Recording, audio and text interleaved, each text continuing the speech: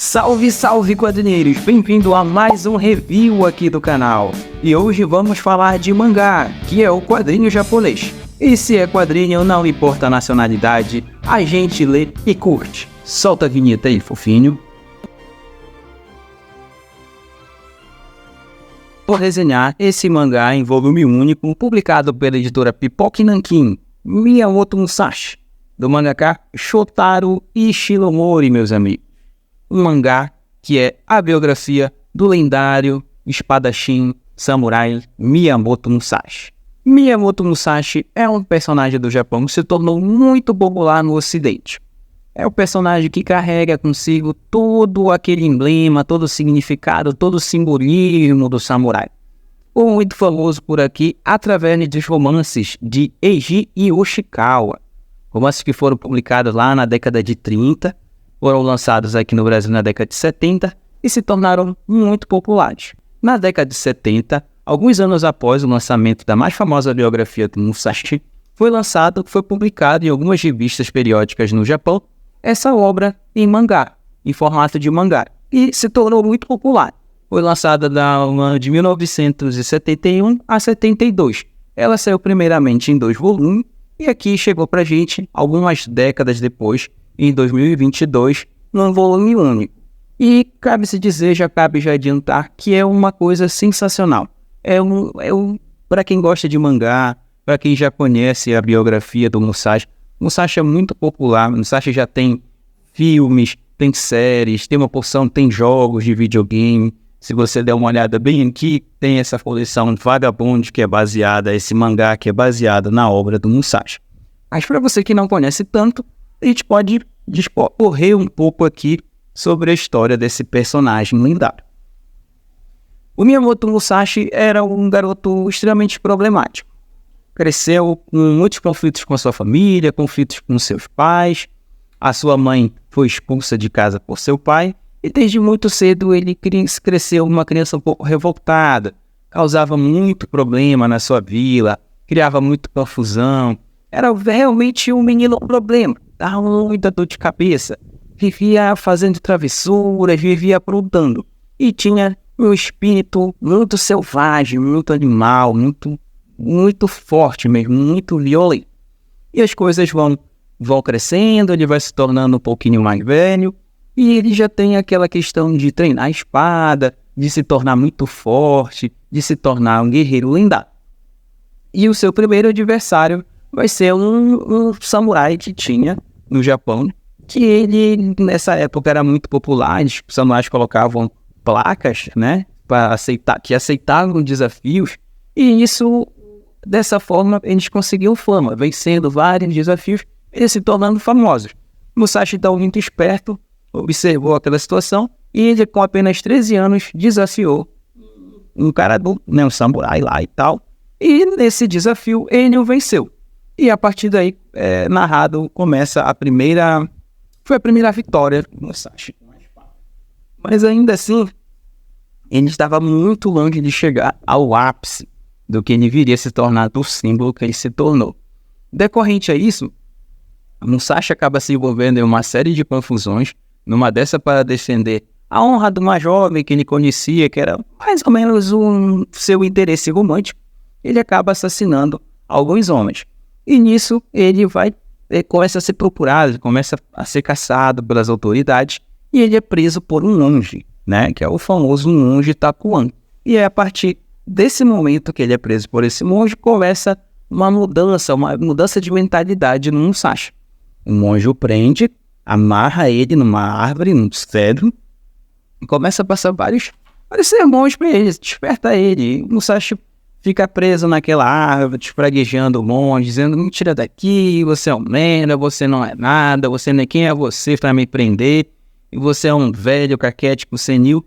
E o monge disse: cara, tu é um verdadeiro desperdício de vida, porque tu é forte, tu tem aquele brilho, tu tem aquela parada, mas tu não é inteligente, tu é burro. Tu tá falando que eu sou velho, eu sou senil, e ainda assim eu te prendi.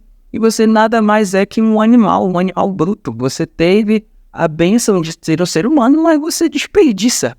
E a partir desse momento ele começa a ter alguns pensamentos e tal, começa a refletir da vida dele que realmente faz todo sentido isso que o monge está falando nisso.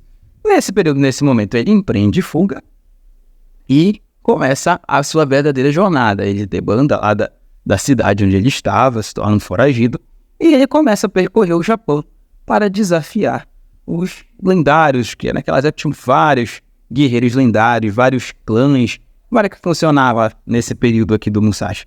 É o que exatamente ele vai fazer.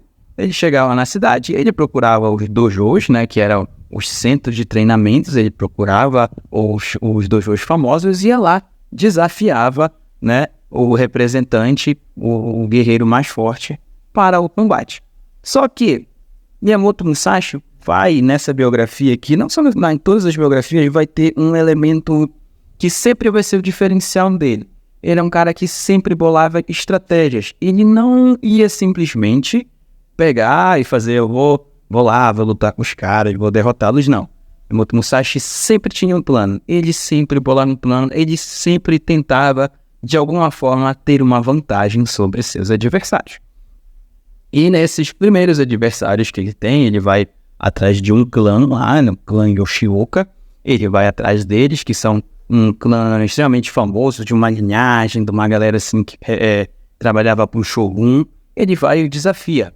Nesse primeiro momento, o principal representante não está, mas está o irmão dele. E o Miyamoto Musashi o desafia, diz, olha, tal hora, tal, eu quero encontrar e tal para aceitar o desafio. Nesse primeiro momento, o representante que está presente diz, não, ninguém vai aceitar. Quem é esse cara? Quem é esse cara que está desafiando a gente? Então, Miyamoto Musashi, o que ele faz? Ele pega uma placa e coloca lá no espaço público e diz, olha, eles não querem lutar comigo, eu vendo, são um bando de covarde, não sei o quê. E eles são obrigados, né, a cair nessa artimanha do Musashi e lutar com ele. Essa que eles vão lutar com o Musashi. Obviamente, existe toda uma regra, você que já viu nos filmes, já leu alguma história, existe todo um protocolo, existe todo uma cerimônia a se fazer. Esse ritual é um ritual, literalmente, é um ritual, e o Musashi simplesmente não segue esse ritual. Ele tem uma hora marcada e eles todos ficam esperando e ele não chega. Ele se atrasa de propósito. Ele se atrasa e o cara vai ficando irritado, vai ficando mordido. Porque esse cara, olha o que ele faz com a gente. Tá vendo só? Ele não vem, é um vagabundo. Só que quando ele chega, e na hora que ele chega, elas estão extremamente irritadas, extremamente desconcentrados. São uma presa fácil para a espada de Musashi. E é muito interessante que nesse primeiro, que vai ser, tem outros duelos antes, mas o primeiro grande embate dele é muito interessante porque ele derrota o primeiro irmão, aí depois vem o irmão, que é o famosão mesmo, ele derrota novamente, e aí o clã fica, olha, a gente está passando uma vergonha muito grande, mas a gente vai matar, vai passar por outra vergonha, vão pegar esse cara, fazer uma emboscada com ele. E eles marcam um último duelo com um último irmão e levam 150 samurais para esse duelo. Isso não importa qual for o resultado, ele não vai sair vivo dali.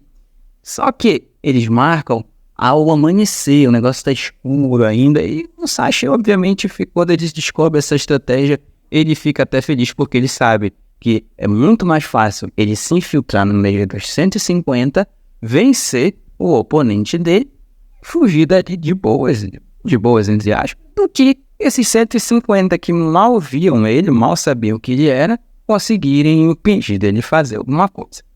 Esse livro, o Shotaro Ishinomori, ele fez a divisão dele por capítulos da mesma forma que está o livro biográfico do Miyamoto Musashi, que é o livro dos 5 anéis, ou o livro dos 5 elementos, dependendo da tradução.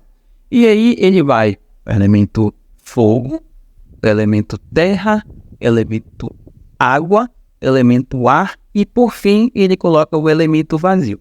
Então, cada capítulo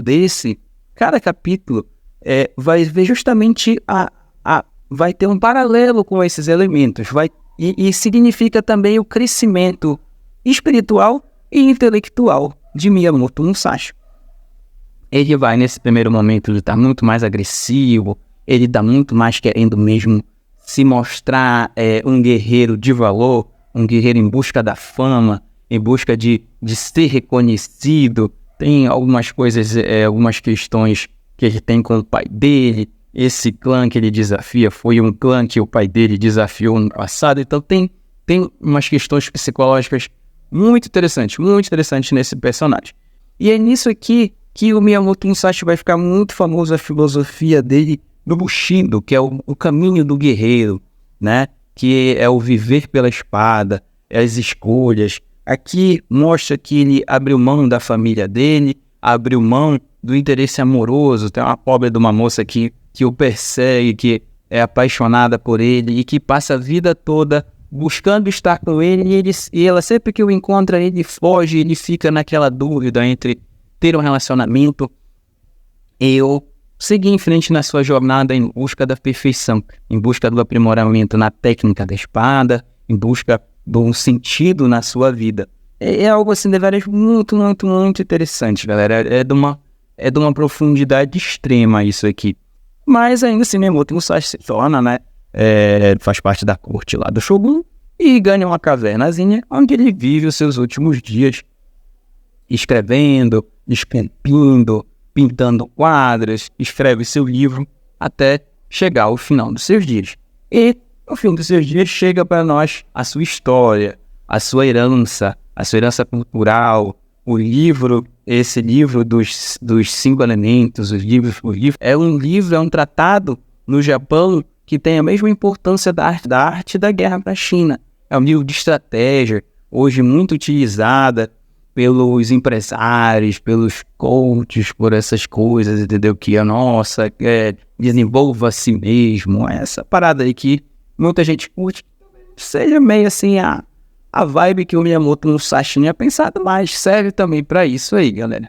E é isso, gente. Essa é a resenha de hoje de Miyamoto Musashi. Espero que vocês tenham gostado. Se você gostou, deixa um like, compartilha. Não se esqueça de se inscrever no nosso canal.